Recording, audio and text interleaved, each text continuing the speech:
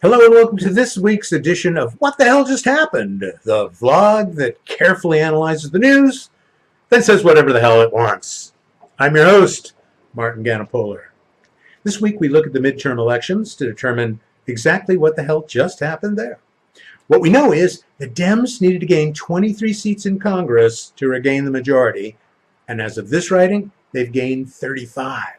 Over 70 women were elected. There were 7 governor's races that flipped Democrat. The Dems needed to gain 2 seats in the Senate and gained only 1, Kirsten Sinema of Arizona. But, and this is a big but, even bigger than the one on the president, if you could believe that, there is a yet contested Senate race in Florida, of course, between Bill Nelson, the Democrat, and Rick Scott, the Republican governor. The race is within the 0.5 percentage range that demands a recount. But does that stop Rick Scott and Donnie Trump from declaring victory? Hell no! Remember, this is Florida I'm talking about. The hand recount may be the only way to determine the outcome of this election. It's Florida 2000 all over again. Remember the hanging chads? Oh, brother! Meanwhile, in this election that just keeps on going, there are as yet 7 undecided House contests from Maine to California. It was widely predicted there would be a so-called blue wave. The Republicans refuse to admit this yet. Maybe they could be persuaded to accept an aquamarine or azure wave. But something's got to give, and soon. My takeaway is that good old-fashioned democracy still works. Next we go to the East Wing of the White House, where First Lady Melania Trump rules the roost. And what the hell just happened there? On Tuesday, the First Lady spokesperson released this statement, quote, "It is the position of the office of the First Lady that Mira Ricardel no longer deserves the honor of serving in this White House," end quote. Now, Ricardel is the top deputy to NSC advisor John, I am the Walrus Bolton. So she's pretty senior in the administration, yet later that afternoon, the president told her to clean out her desk and be out of town by sunset. It seems that the bad blood between Melania and Mira began earlier, but came to a head during the Africa trip that Melania took in early October. Not only did the First Lady make the NSC and other staffers take commercial flights rather than allow them to use the government jet called Executive One Foxtrot, but she also spent NSC resources on the accommodations when she arrived.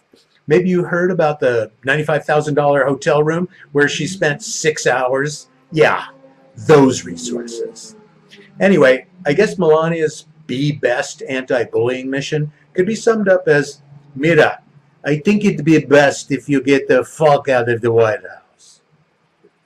In judgment of that petulant behavior by the First Lady, I'm just going to buy one of those coats that say, I don't really care, do you?